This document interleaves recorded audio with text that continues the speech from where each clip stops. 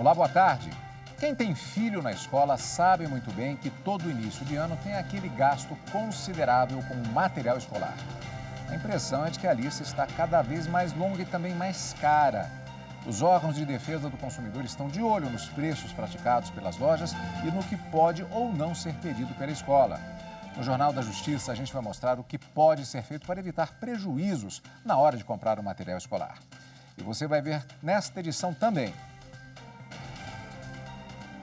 Parlamentares pedem ao Ministério Público Federal que investigue a deputada Bia Kicis e o ministro da Saúde, Marcelo Queiroga, por vazamento de dados de médicos.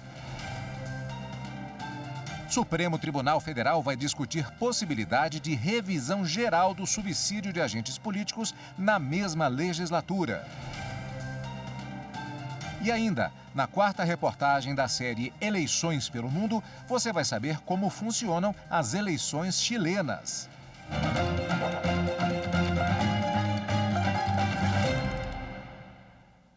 A bancada do Partido Socialismo e Liberdade, o PSOL, na Câmara dos Deputados, pediu ao Ministério Público Federal que investigue a deputada Bia Kicis e o ministro da Saúde, Marcelo Queiroga, por vazamento de dados de médicos. Na representação levada ao MPF, os parlamentares do PSOL pedem que seja investigado o suposto envolvimento da deputada federal Bia Kicis, do PSL do Distrito Federal, e do ministro Marcelo Queiroga no vazamento de dados pessoais de 3 médicos que têm se posicionado publicamente a favor da vacinação contra a Covid-19. Os médicos tiveram divulgados CPF, e-mail e telefone depois de participarem da audiência pública convocada pelo Ministério da Saúde no último dia 4 de janeiro para discutir a imunização de crianças de 5 a 11 anos de idade. Segundo o partido, haveria um amplo e sistemático modelo de disseminação de fake news, vazamentos e ameaças promovidos por apoiadores do governo federal que impulsiona a violência e prejudica a democracia, a ciência e a saúde dos brasileiros. O ministro Humberto Martins, presidente do STJ, negou o liminar para revogar a prisão preventiva do empresário Adailton Maturino dos Santos, denunciado no âmbito da Operação Imóbiles por suposta participação em fraudes imobiliárias no Piauí e na Bahia. De acordo com as investigações, o acusado formaria o núcleo jurídico da organização criminosa e seria o responsável por articular com um magistrado do Piauí fraudes em processos cíveis, especialmente em ações de revisão de contrato com substituição de bens dados em garantia. O ministro Humberto Martins entendeu que o acórdão do TJ da Bahia demonstrou a necessidade de preservar a ordem pública e garantir a aplicação da lei penal. O mérito do habeas corpus será analisado pela 5ª turma do STJ. O aumento de salários dos políticos em uma mesma legislatura será discutido no Supremo Tribunal Federal. A Corte vai julgar um recurso do Ministério Público de São Paulo contra a decisão que validou uma lei municipal que permite o reajuste anualmente. Quem tem os detalhes é a consultora jurídica Karina Rabelo. O Supremo Tribunal Federal vai discutir sobre a constitucionalidade de lei municipal que preveja a revisão geral anual do subsídio de agentes políticos, prefeito, vice-prefeito e vereadores. Subsídio é o valor recebido em dinheiro por alguns agentes públicos. A jurisprudência dominante no STF é no sentido de que não é possível aumentar os subsídios dos agentes políticos municipais em uma mesma legislatura. O tema, contudo, será discutido no plenário físico. No caso levado ao Supremo, o Ministério Público de São Paulo questiona, através de recurso extraordinário, a decisão do Tribunal de Justiça do Estado que declarou constitucionais 2 leis do município de Pontal que tratam sobre a revisão anual dos subsídios do prefeito e do vice-prefeito. O Ministério Público Estadual sustenta que a revisão geral anual seria exclusiva dos servidores públicos e que a revisão deve observar o princípio da legalidade remuneratória e o regime jurídico de remuneração peculiar. Foi reconhecida a repercussão geral do tema, de modo que, para o ministro relator, o presidente Luiz Fux, o caso deve ser analisado levando em consideração os princípios da moralidade administrativa, da anterioridade da legislatura e da inalterabilidade do subsídio durante o mandato eletivo. Veja a seguir, material escolar, quando o preço pode ser considerado abusivo. Assunto para o próximo bloco, a gente volta já.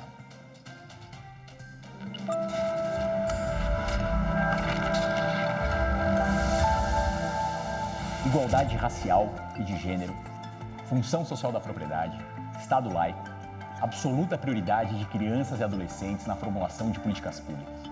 É essencial que nós, profissionais do direito, continuemos trabalhando firme para que todas essas previsões constitucionais efetivamente saiam do papel e sejam sentidas na prática.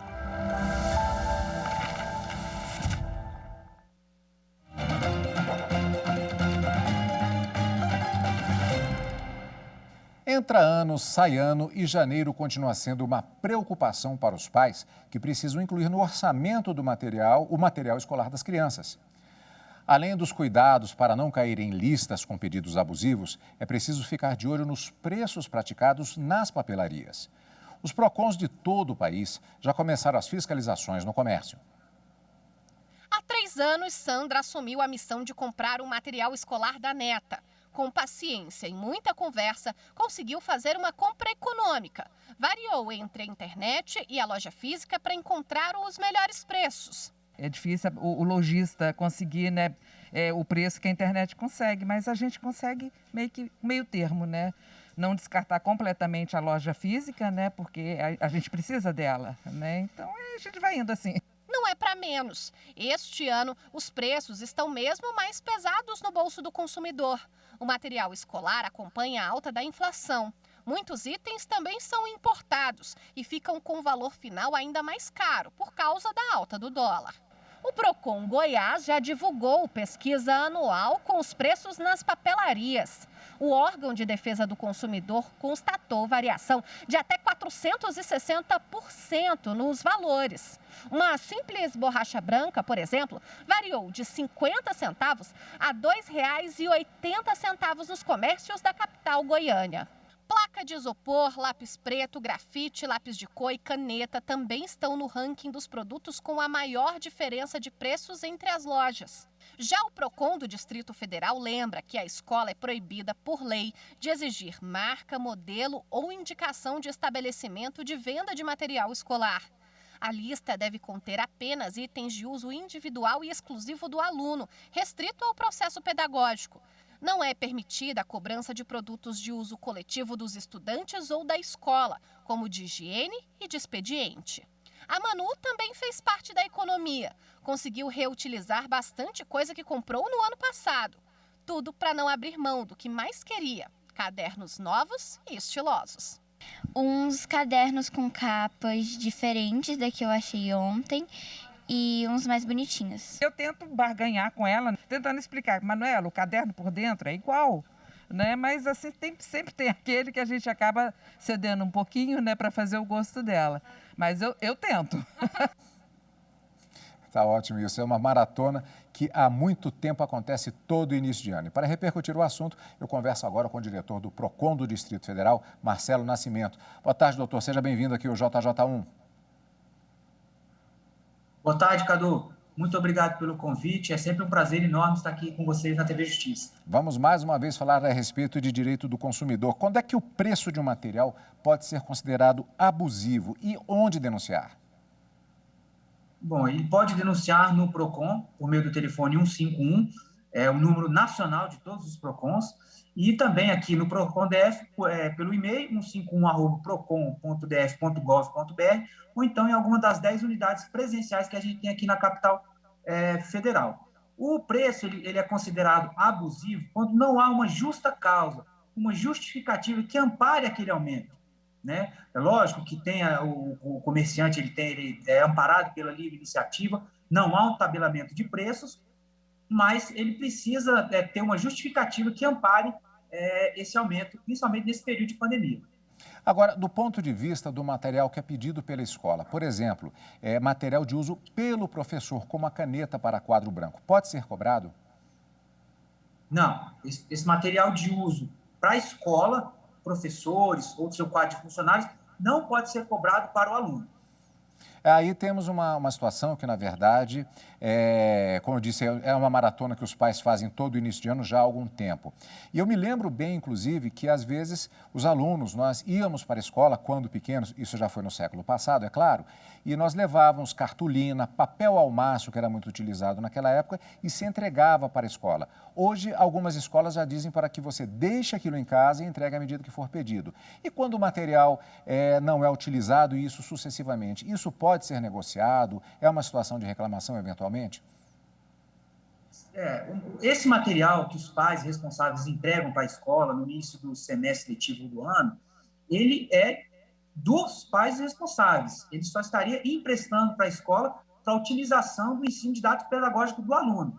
Então, aquele material que ao final do ano do semestre não for utilizado pela escola, ele deve ser devolvido para os pais, até para que possa ser reutilizado no ano ou no semestre seguinte. E os pais também, como você bem falou, têm a faculdade de disponibilizar esse material de forma fracionada durante o ano ou semestre. Não precisa entregar todo o material durante o ano.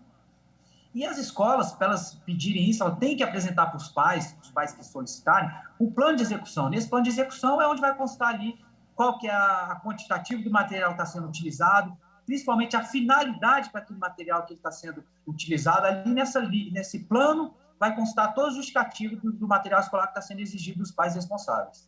A questão do uniforme, às vezes o modelo é trocado a cada 2 anos, isso também faz parte desse processo e existe alguma irregularidade que possa acontecer nessa cobrança? Aí existe.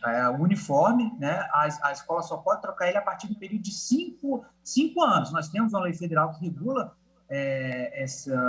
essa prática, e a escola não pode ficar trocando de uniforme a cada ano, né? Ela pode indicar para os pais onde o pai deve comprar aquele uniforme, aquele estabelecimento que vende uniforme padronizado da escola, mas também não pode trocar a cada ano.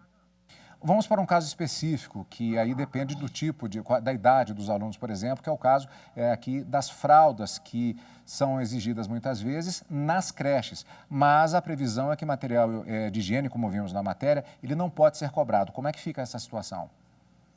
Não pode ser cobrado, segue a mesma regra. Esse material que tem que ser cobrado das crianças é somente aquele material de uso individual dela, né? E também não pode ser cobrado material de higiene, material de limpeza, até mesmo as máscaras que estão sendo tão utilizadas nesse período. Aí isso não pode entrar como exigência no material escolar.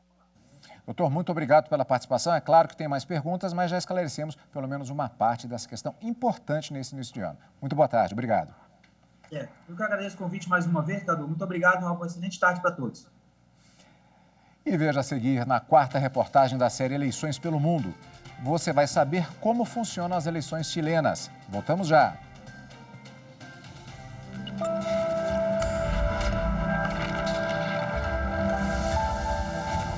A Constituição Federal de 1988, também conhecida como Constituição Cidadã, tem um viés fundamentalmente garantista através dos direitos e garantias fundamentais de primeira, segunda e terceira geração, sobretudo os direitos trabalhistas constitucionais disciplinados no artigo 7º da referida Constituição.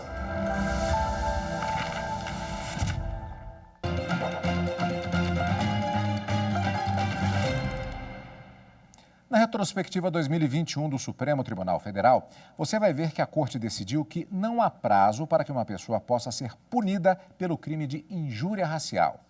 A maioria do plenário entendeu que a prática se assemelha ao racismo e, por isso, é imprescritível. Vamos rever.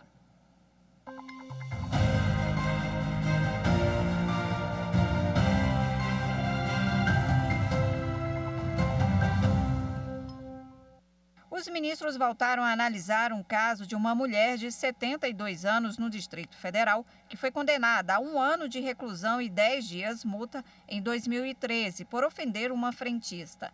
A defesa alegou que se passaram mais de 4 anos até o trânsito em julgado da condenação, por isso o crime estaria prescrito e a punição não poderia ser aplicada. No ano passado, quando o julgamento iniciou, o relator, ministro Edson Fachin, manteve o entendimento do Superior Tribunal de Justiça de que a injúria racial é imprescritível por se encaixar em um tipo de racismo. Segundo o ministro, a prática fere um dos pilares da Constituição, que é o princípio da dignidade humana. Por isso, não deve haver limite de tempo para se combatê-la. Há racismo no Brasil. É uma chaga infame que marca a interface entre o ontem e o amanhã. A injúria racial está prevista no Código Penal com pena de 1 a 3 anos de prisão e multa. Ela ocorre quando uma pessoa ofende outra por causa da sua cor, raça ou etnia.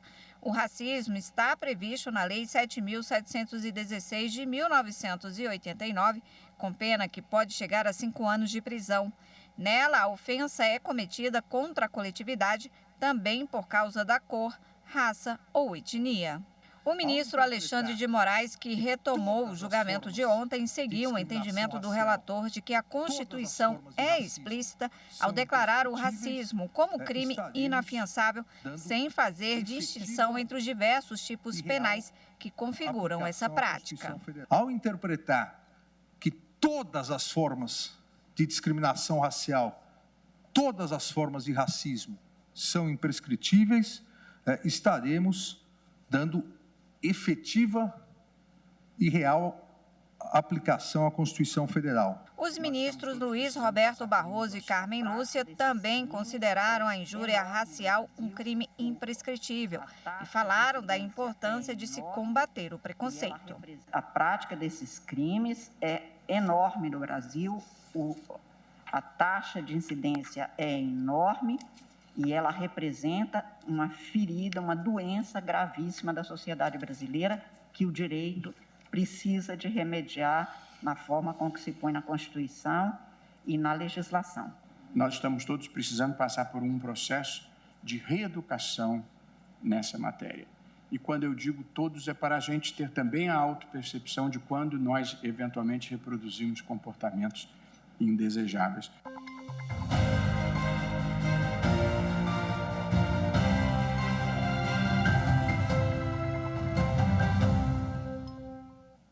Um país que tem prefeitos, vereadores e governadores, como o Brasil, mas que tem cédulas de cores diferentes a depender do cargo e não tem vice-presidente. Estamos falando do Chile. Na quarta reportagem da série Eleições pelo Mundo, você vai conhecer em detalhes as eleições chilenas e algumas curiosidades do país.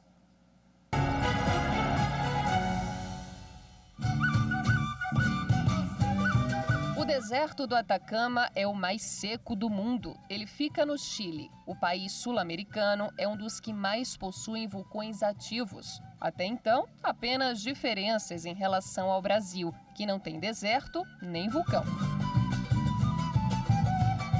Mas em arranha-céus, o Brasil se assemelha ao Chile. O edifício Yacht House, que fica em Santa Catarina, foi considerado o mais alto do Brasil, com 281 metros de altura, e também é o residencial mais alto da América Latina. Já a maior torre do continente está na capital chilena, é a Gran Torre Santiago, que tem 300 metros de altura. E no que diz respeito às eleições, nada melhor que uma brasileira, moradora há 9 anos de Santiago, para nos contar. Isabela tem 44 anos e há 9 faz parte da população de mais de 19 milhões de habitantes do Chile. Eu vim por amor, como dizem, porque meu marido é chileno, a gente se conheceu no Brasil trabalhando. A jornalista está entre os 51% das eleitoras e dos eleitores habilitados a votar. No país, quem tem mais de 18 anos é inscrito automaticamente para participar das eleições, mas o voto é facultativo e por cédulas de papel, que tem cores diferentes a depender do cargo. A gente vota com voto, né, assim, em papelzinho, marcando a opção que quer e tal. Talvez isso, o voto em papel, seja esse reflexo do conservadorismo chileno. Como o voto também é secreto, as cédulas, depois de serem preenchidas, são dobradas e colocadas em urnas plásticas transparentes. Quem dá as instruções é o Sistema Eleitoral Público, composto pelo Serviço Eleitoral, conhecido como Servel, e pela Justiça Eleitoral, que são o Tribunal de Qualificação Eleitoral, TRICEL, de âmbito nacional, e os tribunais regionais eleitorais no cenário local. O Chile tem uma justiça eleitoral desde o ano de 1928, mais ou menos, que depois foi reformada. Essa justiça eleitoral ficou suspensa no período autoritário, mas a tradição democrática e a tradição de rigidez das eleições no Chile garante que tenha-se fiscais eleitorais dos partidos políticos e também que se tenha um processo ali, digamos assim, jurídico que garanta a qualidade das eleições, a qualidade democrática de garantir os resultados das eleições. No Chile não tem uma espécie de título de eleitor brasileiro. O Rol Único Nacional, RUN, é o documento único de identificação, que pode ser apresentado na votação. Assim como o Brasil, o país é presidencialista, governado por uma ou um presidente da República, eleito pelo povo a cada 4 anos. O detalhe é que nas terras chilenas, os presidentes não podem governar por períodos consecutivos e não existe o cargo de vice-presidente da República do Chile desde 1833. Além de eleger o presidente, os eleitores escolhem as governadoras e os governadores, prefeitas e prefeitos, vereadoras e vereadores. Também elegem 155 deputadas e deputados e 43 senadoras e senadores, somando 198 vagas no parlamento. Todas e todos também com mandatos de 4 anos, com exceção dos integrantes do Senado, que ficam por até 8 anos no poder. No entanto, metade dos componentes é renovada a cada 4 anos. No Chile, também ocorrem plebiscitos para definirem temas relevantes ao país, como o da nova Constituição. Contamos com a ajuda de uma brasileira e de um chileno para nos mostrarem os bastidores do pleito. Estou caminhando em direção ao meu local de votação, a obrigatoriedade de utilizar a máscara, levar a caneta de cor azul e a identidade. Eu tardei aproximadamente 4 minutos em realizar a votação, porque eu já traía mis candidatos selecionados. Não havia fila para ingressar, havia só uma pessoa antes que eu. Foi muito rápido. Para entender na prática como tudo acontece, vamos usar como exemplo as eleições de maio de 2021.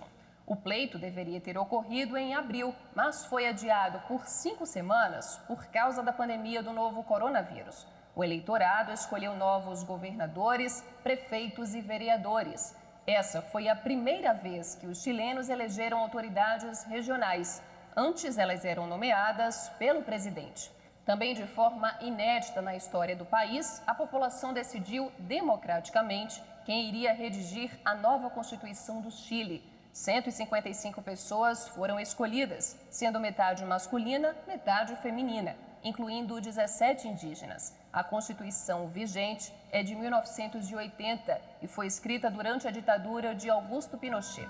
Por causa da pandemia, as eleições ocorreram em 2 dias. As urnas ficaram fechadas do sábado para o domingo. O resultado dos vencedores, como é comum em outros pleitos, foi divulgado aproximadamente 2 horas depois do encerramento da votação. O sistema eleitoral, com a justiça eleitoral regionalizada, evita que os votos tenham que chegar até a capital. Então, nesse sentido, o Chile tem um sistema de justiça eleitoral que faz com que o modo de apuração possa ser regionalizado.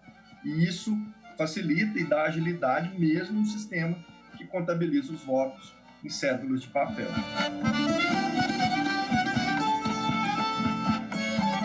Na quinta reportagem da série Eleições pelo Mundo, vamos falar sobre os Estados Unidos, um país em que cada estado tem autonomia para decidir como serão as eleições. E o Jornal da Justiça fica por aqui. Obrigado pela companhia, uma ótima tarde e até amanhã. Tchau.